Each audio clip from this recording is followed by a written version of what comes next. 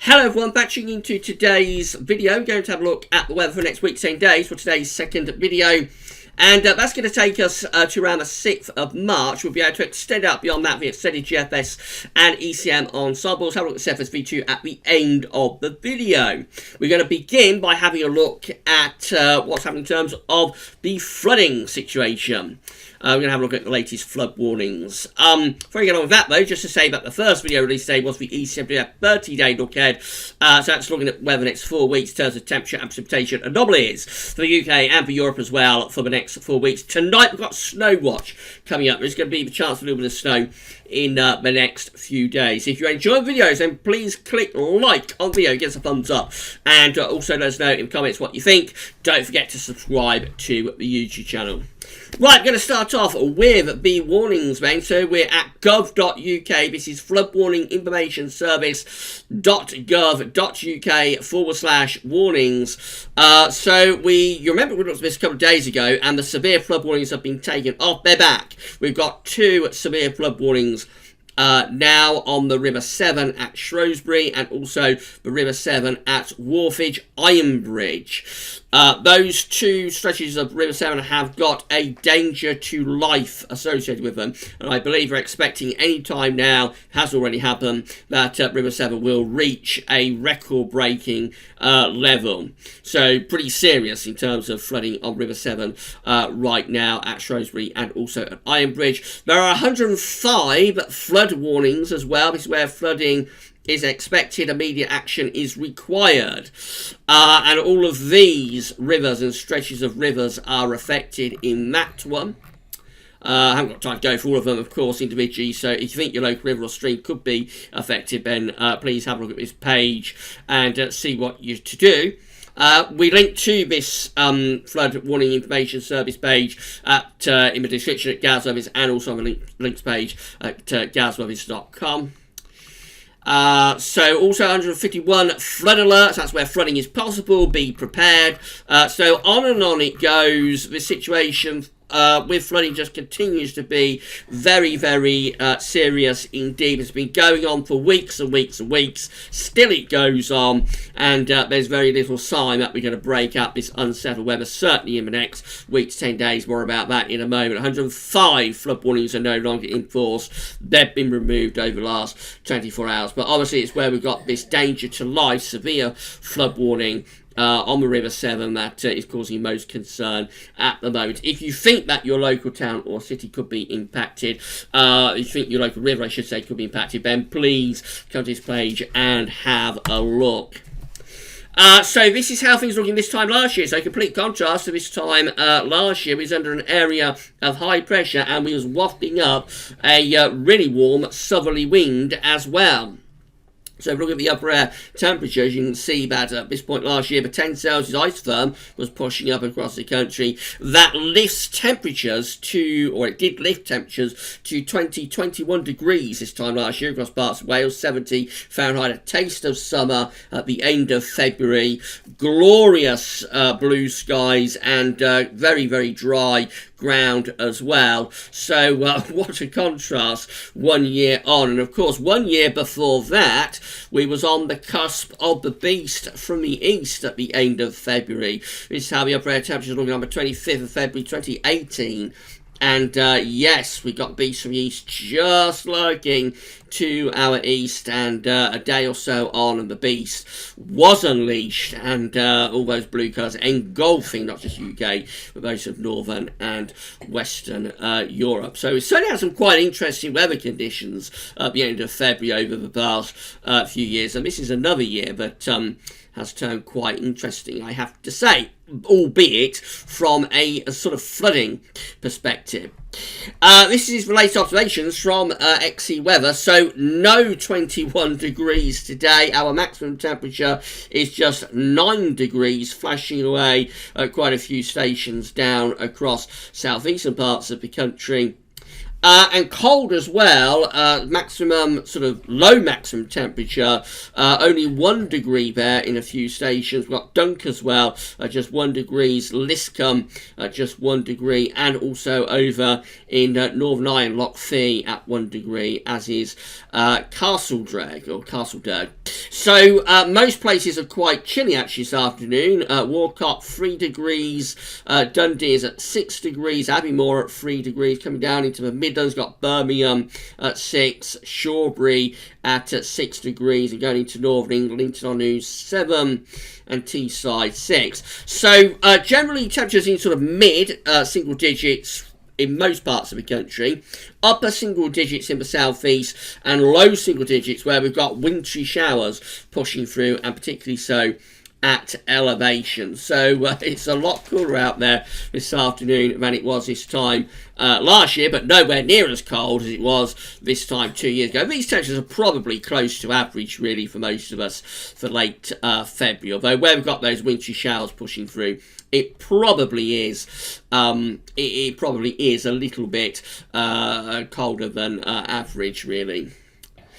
And it's sounding pretty chilly and unsettled as we look ahead as well. So as I said a few minutes ago, I was looking at the flood warning. It says no real sign, definitively anyway, of high pressure coming along yet. So these are the GFS upper air temperature and precipitation ensembles for the next couple of weeks. We're at Saltcoats today up in Scotland.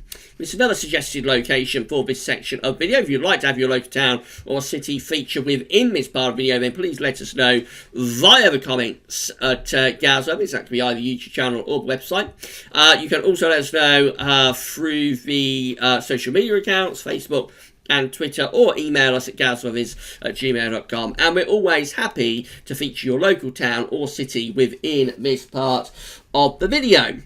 So, red line is the 30-year upper air temperature average for Saltcoats. And we're starting off pretty cold at the moment. Yes, temperature's gone colder than average. It's going to tick up a bit towards the end of the week and then drop away through the weekend into next week. Overall, you would look at that now and say temperatures are likely to be below average through the final days of February and into the first week of March. A few days ago, a bit milder, but overall it looks like temperatures quite chilly. Late on, getting into the second week of March, perhaps signs of a much milder trend then. So in the second week of March, we might start to see the arrival of spring. But before then, things for the next week, 10 days anyway, are looking quite cold. Precipitation-wise, again, lots of precipitation coming up from beginning to end. Really, some of this is showers, wintry showers start off with. There's a more persistent area of wet weather there towards the end of the week. More rain, possibly, as it's relatively cold air, sleet or snow potential as well, going through the first week of March. It just continues to look very, very unsettled, really, for the foreseeable future, which is like the next week to 10 days. Temperature anomalies reflect this, so temperature anomaly from the 25th of February to the 4th of March, below average in most parts of the UK and Ireland. We also see much of Norway colder than average, substantially so actually, and many central northern parts of Scandinavia also colder than average. We've got France a little bit below average now, and the Low Countries. Gradually things are beginning to turn colder across the northern and western parts of Europe. Precipitation anomalies from the 25th of February to the 4th of March. Overall average to above average, continuing the very unsettled weather pattern that we've been in throughout winter, even back into the autumn. It goes on and on and on. It goes on into the spring too. That's how the GFS is looking for Friday. So on Friday, we're bringing a weather system in off the Atlantic. That will probably bring some heavy outbreaks of rain with it. Then another system coming in on Saturday. And you remember yesterday, the GFS was producing a snow event with this system on Saturday. Today, the low pressure, the centre of it, is pushed much further north. So I was talking yesterday about those warmer and colder sectors. With this solution, most places are actually in a warm sector. So Saturday just suggested to be very wet and windy, away from Scotland anyway, where there might be some snow. Into Sunday, we're into a cold and showery west to northwesterly wind, and then another little secondary area of low pressure comes through. This is on Monday, 2nd of March. Another little secondary area of low pressure comes through.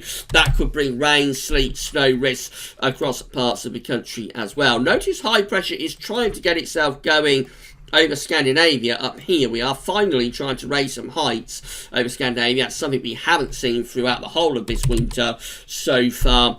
Bit of a ridge trying to build up from the Azores high as well. So we're trying to move towards high pressure, but really the low pressure doesn't want to ease off the gas. So this is the 4th of March, Wednesday 4th of March, next low pressure is rattling through, bringing more bouts of rain. As we get towards day 10, we're still in this very unsettled weather pattern. Winds in from the west, low pressure continues to come in with those westerly winds. There's absolutely no sign up to day 10, 6th of March, of high pressure breaking us out of this unsettled weather. In the more extended range, we do start to get some ridging men begin to appear both to our north and to our west. By the end of this GFS run, which gets us to the 12th of March, we're actually turning wind into the north, so we're turning things colder there with northerly winds, but we are beginning to raise the heights both to the north and the west. That's trying to get towards a more anticyclonic, albeit quite cold, scenario for the middle part of the month. That will bring a risk of overnight frost, of course.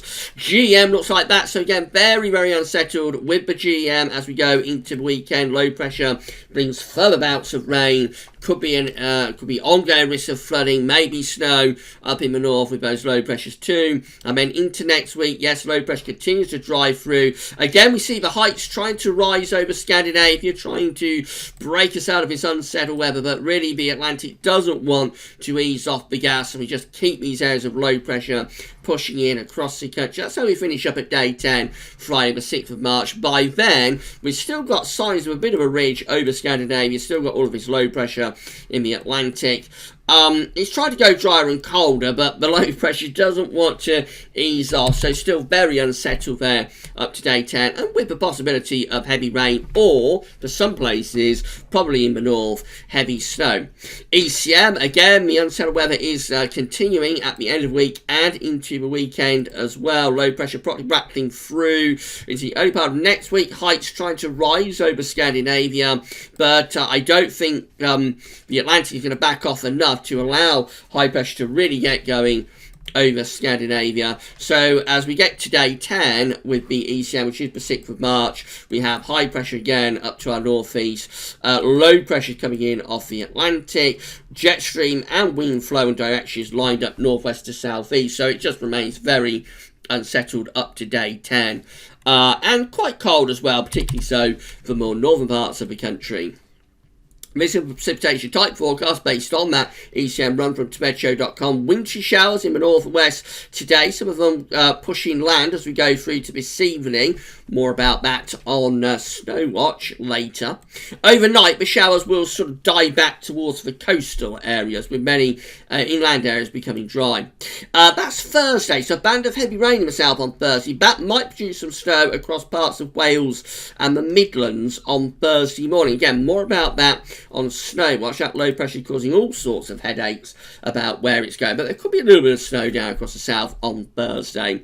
Then back to wintry showers. This is Friday, heavy rain coming across the country, some of that turns to snow across northern England. Then very wet Friday into Saturday, really heavy rain associated with that, but not snow. Remember yesterday there was a chance of, or there looked like there was a chance of a snow event on Saturday morning across parts of England and Wales. That's been reduced a lot in today's model runs. It might come back in the next couple of days. We shall have to see about that. Back to wintry showers by the end of Saturday and then into Sunday. We just keep these areas of rain and precipitation coming in from the Atlantic over weekend into next week too. So it never settles down. It stays unsettled with further rain and snow at times, particularly in the north and over high ground, but maybe not exclusively so. For example, this is the 5th of March, and at this point, snow looks like it could be fairly widespread through the central part of the country. So all the detail on this is to be determined, but certainly there will be some snow around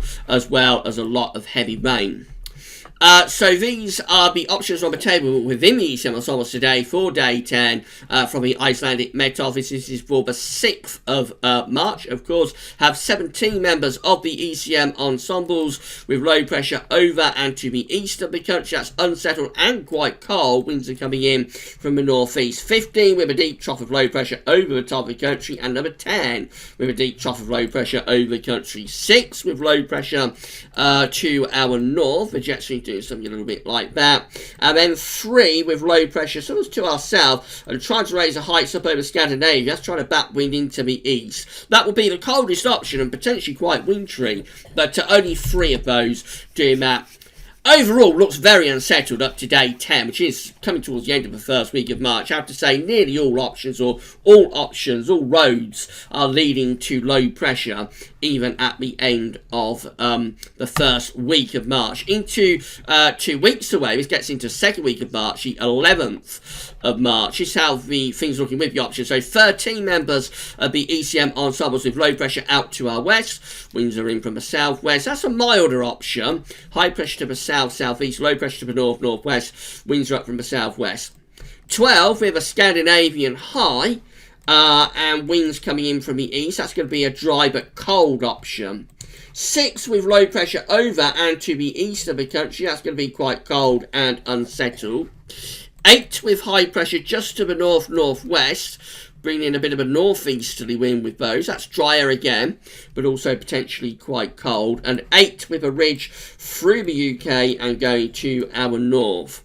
Going to be mainly dry there and probably quite chilly. So continues to be the storyline we've been talking about in the videos throughout the past few days, really. First week of March, very unsettled, quite cold as well. Second week of March, greater chance of building up high pressure, but still nothing completely definitive about that. There are still enough options that are keeping things more on the unsettled side to suggest the chance of high pressure building through the second week of March is not a done deal, but there is an increased possibility, let's say, that we might turn things drier, but potentially quite cold with night frost at least, as we go into the second week of March. CFSV2 finally, so these are 500 millibar heights broken down to week periods. The first week period takes from 25th of February to the 2nd of March. The coming week is very unsettled, low pressure up to the north-northwest, winds in from the northwest, the jet streams to go northwest-southeast. So it's very unsettled and quite cold in the week ahead. Week 2 is looking like this. It's the 3rd to the 9th of March. Again, low pressure is up to the north, high pressure is down to the southwest. Again, winds are in from a west to southwesterly direction. That one also looks unsettled, maybe a bit milder, but it certainly looks unsettled there from the 3rd to the 9th of March. This is week 3. It's a 10th to the 16th of March. Low pressure still towards Greenland and Iceland, but higher pressure beginning to develop to both our south and also southeast, just starting to drag up some milder air from the southwest and trying to settle things down a little bit more. And then week 4 looks like that. It's the 17th to the 23rd of March, and a high pressure then sort of centering over Scandinavia really, but sending a ridge through the UK too.